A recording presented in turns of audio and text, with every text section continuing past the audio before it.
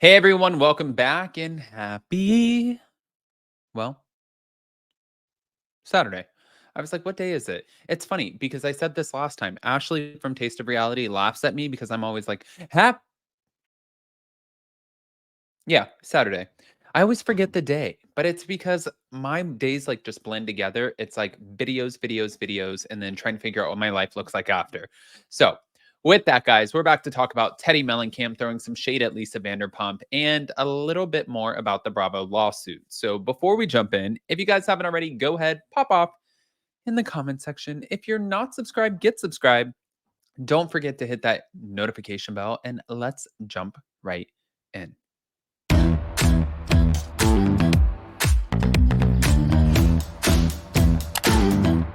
Cause no one can do it like we do it, like we do it, like we do it. Cause no one can do it like we do it, like we do it, like we do it. Okay, guys, before we get into the Teddi shading Lisa Vanderpump, well, thank you to Reality Blurb. She also isn't worried about reclaiming her diamond and discussed why Bethany Frankel bugs her. Now, during a recent Instagram Q&A, a fan asked Teddi why she disliked Bethany Frankel so much. She said, I don't dislike Bethany so much. She just bugs me. But you know what? I bug 90% of the people, so it is what it is.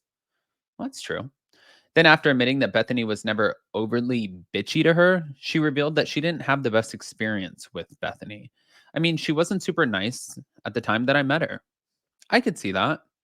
Also, during the Q&A, by the way, and you guys know, I am not a big Teddi defender, but to be fair, like Bethany just did that stupid TikTok where she walked into that place in the Hamptons and she's like, by promoting the business, I sold thousands of dollars of chicken salad, which, okay, maybe she did.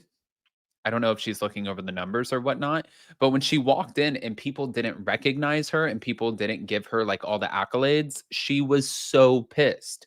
And that in itself just makes you look like ridiculous, I think is the best way to put it. I don't want to sit there and shit talk Bethany Frankel because Bethany has done so much, especially with her disaster relief efforts. And I mean, the woman has done a lot. So I'm not going to go on and slam her, but I did find that to be absolutely ridiculous. I feel like there are many housewives that would not walk in a place and expect people to know who they are. Lisa Vanderpump doesn't do people like that. I wouldn't imagine Dorinda Medley would do people like that. I wouldn't imagine. I'm just going down the line. Like, I know Meredith Marks from Salt Lake City doesn't do people like that. Kyle Richards from Beverly Hills, Garcelle doesn't do people like that. It's just a weird way to be towards people. Like, you don't know who I am. It's like, we're not in that place. Relax. Girl, you sold chicken salad. Okay. They're not going to bow down and kiss the ring. It is fine. If you didn't want to sell, it's like when you give somebody a gift or you give somebody money. You got to give them money or the gift with the intention of not getting something back because you're going to be disappointed. And it seems like when you promoted the chicken salad that you thought you were going to get all of like this, like, oh my God, this praise, you didn't get it and you got disappointed. You're rich as hell. Shut up. That's all. Anyways, back to it. So now, also during the Q&A, she ended up telling her fans, Teddi, and followers that she was okay with not returning to the Beverly Hills series as she admitted to having her sights set on another show. She also spoke of buying a new home in Orange County. I'm finally in a place where I'm not really worried about it, is what she told her online audience of a return to Beverly Hills on August 6th. I'm happy about the fact that I make more money doing a podcast 15 steps from my bed. So whatever happens, happens. But I would love to be on another show in some capacity at some point because more money is good. And although Teddi and her husband Edwin sold their home in Orange County after Teddi filmed a cameo for The Real Housewives of Orange County, Teddi said that they only did so because the market was hot and she suggested that a new home was in their future. We had it for over 10 years and we were just curious. We put it on the market to see what would happen. And we got over asking right away, so it would have been a silly financial decision not to sell it. But I have a pretty sneaky suspicion that won't be the last of us owning a home in Orange County. Now, as she potentially considers a role on OC, Teddi is focused on Two Teas in a Pod, and that's her shared podcast with Tamra. But Alexia Echevarria is taking over for her co host, recapping responsibilities amid her OC run. If you're a full time housewife, you cannot podcast about the current season that you're on. So that is why Tamra does not recap OC, and I do it with Alexis. Teddi explained of Tamra's contact with Bravo, even though Alexia is a current housewife on the Real Housewives of Miami, she's not a current housewife on OC, so she can share her hot takes and opinions. And it's smart. They're pivoting. Why wouldn't you pivot? Right? Well, hold on. I also saw this, which I did not like. I tried to put myself in a situation, and like I really do sit there, and I'm not going to mention any names, but during my 3 years on Beverly Hills, there was somebody that would call me. She may have had Chardonnay and cat and cig breath, garlic, and it was a cigarettes, garlic breath, and Chardonnay. It was a lot of late night calls. Did you really? Oh my God. I never experienced so many of them. Like, hey, we need to talk for a second. And what would she talk to you about? I'm curious. What I needed to do the next day. You're fucking kidding me. And yeah, and it was never good. It was never the right advice. But I could only imagine 14 years into those conversations. I would be over it. Yeah, I would be over it. I would be like, you know what? Stop. Like, if we don't know what the fuck we should be doing right now in the moment and how we each feel independently of each other, stop. That's not what the job is. Yeah. And I think that's what we're ultimately seeing. Whether we want to say whatever it is, I think what we're seeing between Shannon and Tamra is they're just fucking tired. And I try to put myself in a situation, and like I really do sit there, and I'm not going to mention any names, but during. Okay. Well, obviously LVP, but moving on. And by the way, I know how they say LVP smells like halitosis or whatever.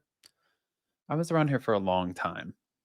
A long time. Face to face, right in her face. It was allowed. I would have to be right in her face in order to get her order. Unless the woman was just great at masking it for the decade that I was on and off working for her. Maybe she was. I don't know. I just think that this was designed to be aggressive. But anyways, moving on. Thank you to Page 6. As reality giant Bravo dodges multiple allegations against it, an attorney for one of its former stars says that the network seems to think it's above the law. Now, Leah McSweeney's lawyer, Gary Adelman, made the remarks to Page 6 as video surfaced that shows McSweeney's former boss, Andy Cohen, inviting a then employee to watch him have sex, and as Leah McSweeney filed new court papers defending her lawsuit against the network.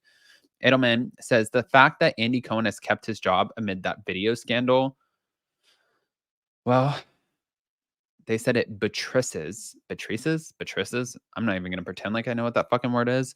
Leah McSweeney's case by showing that the network's executives really do not care about their employees. Brandi Glanville, who, like McSweeney, has appeared on several Bravo Real Housewives shows, made a legal complaint in February about a video that Andy Cohen sent to her by text message in which he said he planned to have sex with Kate Chastain. On Tuesday, the U.S. Sun published the video for the first time, and Andy apologized back in February for sending the video message and said it was clearly in jest, and Bravo said it has investigated the incident, but Bravo said it uncovered no wrongdoing, and Andy Cohen does not appear to have faced any disciplinary action. Usually, if a person associated or employed with a company sent a video like that to one of his employees, he would immediately be terminated, is what her attorney told Page 6. It betrays our claims and sends the message that Bravo executives think that they're above the employment law and really do not care at all about their employees, especially the women who have made the show or these shows successful. Meanwhile, Leah filed a response to Bravo's motion to dismiss her February lawsuit, in which she claimed that, among other things, producers of Real Housewives shows tried to get her to fall off the wagon in an attempt to drive up the show's ratings, and that Andy Cohen sexually harassed her by discussing her breast implants and her sexual history. Now, he has strenuously denied all of these allegations. In May, Bravo's attorneys filed a motion to dismiss Leah's suit, calling her claims threadbare, and Andy Cohen's new court document said that Leah McSweeney's allegations are threadbare and arguing that her discrimination claims impermissibly seek to abridge defendants' First Amendment rights to tailor and adjust the messages they wish to convey in their creative works, including through cast selection and other creative decisions. In papers filed Wednesday and seen by Page Six, her lawyers, Edelman Matz, wrote that the defendants, which include Bravo, Andy Cohen, Shed Media, a production company that makes the show, evidently believe that merely because they are in the business of filming and displaying reality television, the First Amendment provides them the unfettered right to discriminate against their employees.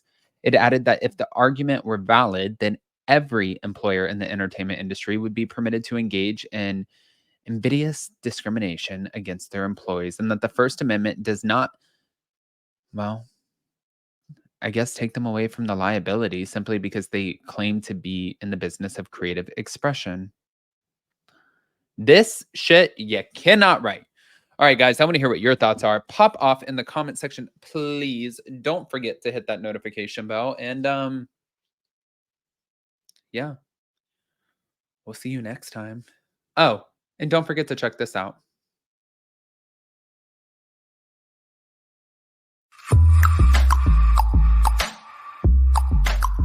Hey, Bravo lovers. This is Monica Garcia from The Real Housewives of Salt Lake City. And I'm Adam Newell from Up and Adam. Welcome to the Salty Podcast, where we spill all the latest Bravo gossip and dive deep behind the scenes. From the drama in the Housewives world to the juiciest headlines and entertainment, we've got you covered. Each week, we'll break down the most shocking moments, share behind-the-scenes secrets, and give you our unfiltered opinions. And trust us, things are about to get crazy. We're bringing the heat, the tea, and all the shade, honey.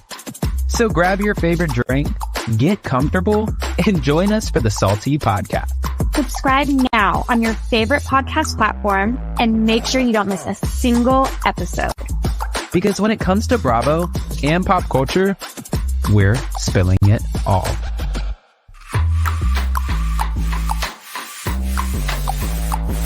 Switch it.